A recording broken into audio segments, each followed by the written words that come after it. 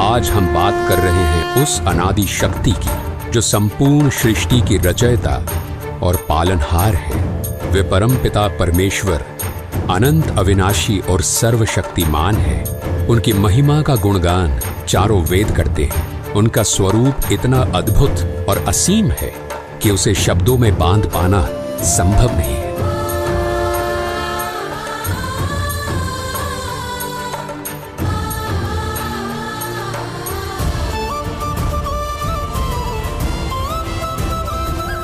वो कबीर परमेश्वर ही हैं जिन्होंने अपने एक वचन मात्र से इस संसार की रचना की।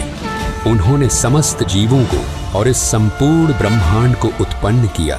उनकी लीला और सामर्थ्य इतना अद्वितीय है कि उनका वर्णन मानव बुद्धि से परे है। वे सर्वशक्तिमान परमेश्वर ही सब कुछ है। उनका अस्तित्व केवल धर्म ग्रंथों के पन्नों तक ही सीमित नहीं है।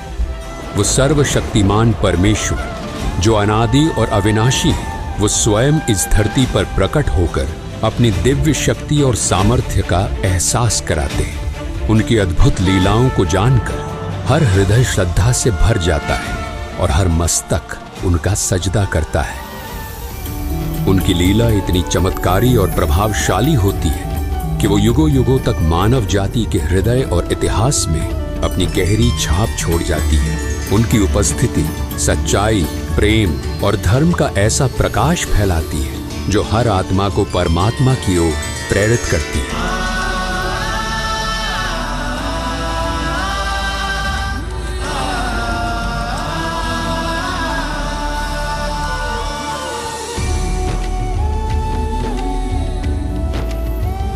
ऐसी ही एक अद्वितीय लीला घटी थी आज से 507 वर्ष पहले, जब मोक्ष की नगरी के नाम से प्रसिद्ध काशी में अंधविश्वास और पाखंड अपनी चरम सीमा पर था। धर्म और अधर्म के बीच की रेखा मिटती जा रही थी क्योंकि कुछ स्वार्थी ब्राह्मणों के लालच ने धर्म को अपने फायदे का जरिया बना लिया था। आस्था और विश्वास को इस हद तक तार तार किया जा रहा था कि काशी के कुछ स्वार्थी पंडे हत्यारे हो चुके थे। काशी और उसके आसपास के क्षेत्रों में यह अफवाह फैलाई जा रही थी कि जो काशी में मरेगा वो स्वर्ग जाएगा और जो मगहर में मरेगा वो नर्क जाएगा। इस प्रकार जनता को धर्म के नाम पर भ्रमित कर उनकी भावनाओं, आस्था और विश्वास का शोषण किया जा रहा था। काशी के पंडे मानो स्वर्ग की टिकट बांटने वाले दलाल बन गए थे। श्रद्धालु जो अपनी आस्था और मोक्ष की चाह से वहां आते थे, वे इन पंडों के सामने फरियादी बनकर खड़े होते और प्रार्थना करते थे, हे महाराज, पहले हमारे पिता की गर्दन काट दिए ना। सोचिए वो मंजर कितना भयानक और अमानवीय होगा। धर्म की पतवार को थामे हुए इन स्वार्थी ब्राह्मणों ने धर्म का मार्ग त्याग कर अधर्म के इस घिनौने कृत्य को कैसे स्वीकार कर लिया होगा। जो धर्म सत्य, करुणा और अहिंसा का प्रतीक है, उसे उन लालची पंडों ने लोभ और क्रूरता की भेंट चढ़ा दी। ये दृश्य केवल मानवता का अपमान नहीं था, बल्कि धर्म और विश्वास के नाम पर किए गए सबसे बड़े छल का प्रतीक था। ये 15वीं सदी का दौर था। कबीर परमेश्वर जी भक्ति युग की मशाल जला चुके थे और उनका उद्देश्य था पाखंड और अंधविश्वास की जड़ें उखाड़ फेंकना। उनकी शिक्षाओं और उनके अद्वितीय आध्यात्मिक ज्ञान ने आदि सनातनी भक्ति को फिर प्रकाशित करते हुए उस काल के पाखंड रूपी तंबू में आखिरी कील ठोक दी थी। इस समय स्वर्ग प्राप्ति की झूठी आस में हजारों बुजुर्ग दंपत्ति अपनी अंतिम श्वास लेने के लिए आने लगे। काशी के लालची पंडों ने इस स्थिति का फायदा उठाते हुए उन बुजुर्गों की सेवा और देखभाल के नाम पर उनके बच्चों से भारी धनराशि वसूल करनी शुरू कर दी। श्रद्धालु अपनी आस्था और माता पिता की स्वर्ग प्राप्ति की लालसा में इन लालची पंडितों को मनमानी रकम देते गए। ये पूरी व्यवस्था धर्म के नाम पर फैले एक बड़े छल और स्वार्थ की प्रतीक बन चुकी थी, जिसे कबीर परमेश्वर जी ने चुनौती देने का साहस दिखाया। कुछ समय बाद जब काशी के पंडित इतने बुजुर्गों की सेवा और देखभाल करने में असमर्थ हो गए, तो उन्होंने अपने स्वार्थ और लालच को पूरा करने के लिए एक नया षड्यंत्र रचा। पाखंडी पंडितों ने ये अफवाह फैलानी शुरू कर दी कि गंगा नदी के किनारे भगवान का एक करोत आता है। उन्होंने ये दावा किया कि यदि कोई श्रद्धालु इस करोत के नीचे लेट जाए तो वो सीधे स्वर्ग जाएगा। इस करोत के नीचे लेटने की प्रक्रिया के लिए ये पंडित स्वर्ग जाने की फीस वसूलने लगे।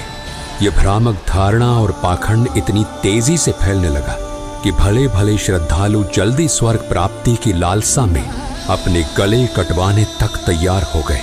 और जब इस पाखंड ने अपनी सीमाएं लांघ दी, तब कबीर परमेश्वर जी ने इसे चुनौती दी।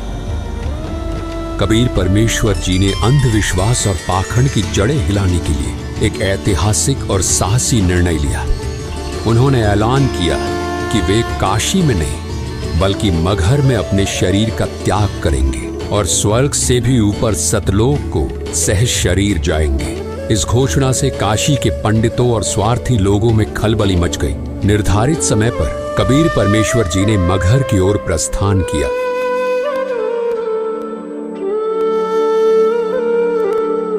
ये सुनकर काशी नरेश वीर देव सिंह बघेल अपने सैनिकों और पंडितों के साथ मगहर के लिए रवाना हो गए। मगहर पहुंचने पर वहां के शासक बिजली खान पठान, जो कबीर साहिब जी के शिष्य थे, वो भी अपने सैनिकों और मुसलमान लोगों के साथ गुरुदेव के स्वागत और अगवाई के लिए पहुंच गए। उन्होंने गुरुदेव को दंडवत प्रणाम किया। कबीर परमेश्वर जी ने उन्हें मगहर में शरीर त्यागने से पूर्व स्वच्छ जल से स्नान करने की व्यवस्था करने को कहा। गुरुदेव की आज्ञा पाकर बिजली खान पठान ने तत्काल ही राजमहल से स्वच्छ जल लाने की व्यवस्था शुरू कर दी। इस पर कबीर परमेश्वर जी ने बिजली खान पठान को कहा, राजमहल से जल लाने की कोई आवश्यकता नहीं, मैं नदी में बहते जल में स्नान करूंगा। बिजली खान पठान ने अपने गुरुदेव कबीर परमात्मा जी से प्रार्थना की, हे गुरुदेव, यहाँ पास में ही एक आमी नदी है जो भगवान शिव के श्राप के कारण बहुत समय से जल विहीन है। राजा की बात सुनकर कबीर परमात्मा जी मुस्कुराए और कहा, राजन, चिंता ना करो, मुझे उस नदी के पास ले चलो। नदी के पास पहुंचने पर कबीर परमात्मा जी ने नदी की ओर हाथ बढ़ाया, मानो उसे चलने का आदेश दे रहे हो। तभी नदी के अंदर कुछ दूरी पर जोरदार धमाके की आवाज सुनाई दी और जमीन के अंदर से एक विशाल जलधारा फूट पड़ी, जो आसमान की ओर ऊंचाई तक दिखाई दी। देखते ही देखते वो सूखी आमी नदी जल से भर गई और उसमें से जल बहने लगा। ये चमत्कारी दृश्य देखकर वहां के सभी लोग आश्चर्यचकित रह गए और जोर जोर से कबीर परमात्मा की जय हो का जयकारा लगाने लगे। कबीर परमात्मा जी ने शिव जी के श्राप से ग्रस्त उस सूखी नदी को जल से ओत प्रोत कर दिया और अपनी दिव्यता का प्रमाण दिया। इसके बाद कबीर साहिब जी ने उसी पवित्र नदी में स्नान किया। ये चमत्कार परमात्मा कबीर साहिब जी की शक्ति का एक छोटा सा नमूना था। कबीर परमात्मा के शरीर त्यागने से पहले ही दोनों राजा काशी नरेश वीर देव सिंह बघेल और मगहर नरेश बिजली खान पठान अपने अपने मन में विचार करने लगे। काशी नरेश वीर देव सिंह बघेल सोच रहे थे कि कबीर साहिब का अंतिम संस्कार हम हिंदू रीति रिवाजों से करेंगे, मुसलमान रीति रिवाजों से हम उन्हें दफनाने नहीं देंगे। दूसरी ओर मगहर नरेश बिजली खान पठान अपने मन में विचार कर रहे थे कि हम कबीर परमेश्वर जी का अंतिम संस्कार मुस्लिम परंपराओं के अनुसार करेंगे, यानी उन्हें कब्र में दफनाएंगे। इन काफिर हिंदुओं को उनके अंतिम संस्कार के रीति रिवाज नहीं निभाने देंगे। दोनों राजाओं के मन में ये अंतर्द्वंद्व चल रहा था और वे अपनी अपनी परंपराओं के अनुसार कबीर साहिब जी के अंतिम संस्कार को संपन्न करने के लिए दृढ़ थे। ये स्थिति उस समय की धार्मिक कट्टरता और वैचारिक संघर्ष को दर्शाती थी, जिसे कबीर साहिब जी ने अपने पूरे जीवन में तोड़ने का प्रयास किया था। परंतु कबीर परमात्मा की लीला इससे भी ऊपर थी और उनकी दिव्यता ने इस विवाद को भी एक चमत्कारी मोड़ दिया। दोनों सेनाओं को आमने सामने खड़ा देख कबीर परमात्मा जी ने स्थिति को समझते हुए दोनों राजाओं से प्रश्न किया, राजन, ये कैसा दृश्य है? तुम दोनों के बीच ये युद्ध जैसी स्थिति क्यों उत्पन्न हो रही है? परंतु वे दोनों राजा वीर देव सिंह बघेल और बिजली खान पठान अपने गुरुदेव के सामने सिर झुकाकर खड़े रहे और कुछ नहीं बोले। जब काफी समय बीत गया और किसी ने कुछ नहीं कहा, तब पास खड़े एक मुसलमान सैनिक ने आगे बढ़कर कहा कि हे कबीर जी, हम आपका अंतिम संस्कार मुस्लिम रीति रिवाज से करेंगे। इन काफिर हिंदुओं को आपकी देह को हाथ लगाने नहीं देंगे। ये बात सुनकर एक हिंदू सैनिक भी आगे आया और कबीर परमात्मा जी से प्रार्थना करते हुए बोला, हे गुरुदेव, हम आपका अंतिम संस्कार हिंदू रीति रिवाज से करेंगे। इन मुसलमानों को आपके देह का अंतिम संस्कार उनके तरीके से नहीं करने देंगे। कबीर परमात्मा ने शांत और गंभीर स्वर में दोनों राजाओं और उनकी सेनाओं को संबोधित किया। उन्होंने कहा, तुम सब एक ही परमात्मा की संतान हो। धर्म, जाति और परंपराओं के नाम पर लड़ाई करना व्यर्थ है। हिंदू और मुस्लिम दोनों को एक साथ मिलजुल कर प्रेम और भाईचारे के साथ रहना चाहिए।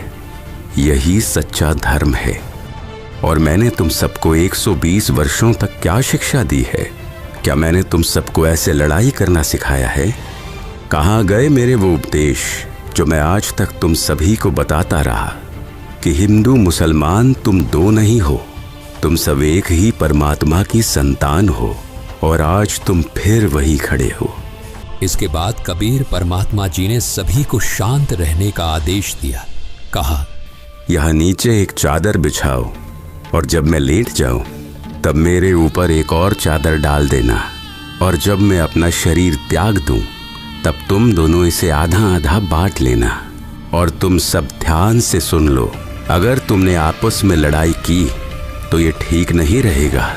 कबीर परमात्मा जी का आदेश पाकर ऐसा ही किया गया। वहां उपस्थित सभी लोग स्तब्ध होकर ये सब देख रहे थे। कुछ समय तक कोई हलचल नहीं हुई और सब मौन खड़े रहे। तब अचानक कबीर परमात्मा जी का दिव्य स्वर आकाश से गूंजा, उठा दो पर्दा, इसमें नहीं है मुर्दा। ये सुनकर सभी हक्के बक्के रह गए। सभी ने आकाश की तरफ देखा तो कबीर परमात्मा सशरीर सतलोक जाते दिखाई दिए। सभी उपस्थित लोगों के सामने जब चादर हटाई तो वहां केवल सुगंधित फूल बिछे हुए थे। उनके शरीर का कोई भी अंश वहां नहीं था। कबीर परमात्मा ने अपने दिव्य स्वर से सभी को संबोधित करते हुए कहा, हिंदू और मुस्लिम मेरे बच्चों, इन चादर और फूलों को आपस में बराबर बराबर बांट लो। इस प्रकार तुम सभी प्रेम और भाईचारे से रहना सीखो। उनके ये शब्द सुनकर दोनों राजाओं सहित वहां मौजूद सभी हिंदू मुस्लिम लोग भावुक हो गए और एक दूसरे को गले लगाकर रोने लगे।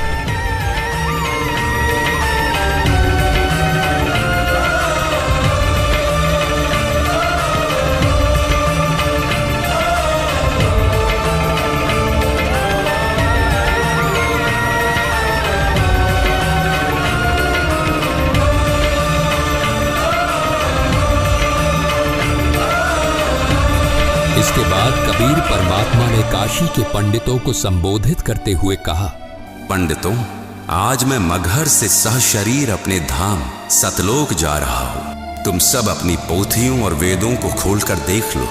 मैं वही परमात्मा हूँ जो स्वर्ग से भी ऊपर सतलोक में रहता हूँ। उनकी वाणी सुनकर सभी लोग स्तब्ध रह गए। कबीर परमात्मा ने अपने सतलोक गमन से ये संदेश दिया कि परमात्मा की सद्भक्ति करने वाला साधक, चाहे कोई मगहर में अपना शरीर त्यागे या काशी में, सच्ची भक्ति करने वाला अपने उद्देश्य लोक को ही प्राप्त करता है। काशी में मरने वाला स्वर्ग और मगहर में मरने वाला नर्क जाएगा। इस भ्रांति को उन्होंने सदा के लिए मिटा दिया। कबीर परमात्मा ने अपने दिव्य चमत्कार और सद्भक्ति के उपदेशों के माध्यम से लोगों को धर्म और सच्चाई का मार्ग दिखाया। उनके इस अद्वितीय संदेश ने सभी लोगों को अपने वास्तविक स्वरूप और परमात्मा की भक्ति का महत्व समझाया। दर्शकों, आज उस पवित्र दिन को उन्हीं के स्वरूप बंधी छोड़ सद्गुरु रामपाल जी महाराज जी के सानिध्य में कबीर परमेश्वर जी के निर्वाण दिवस के रूप में मनाया जा रहा है। धन्यवाद।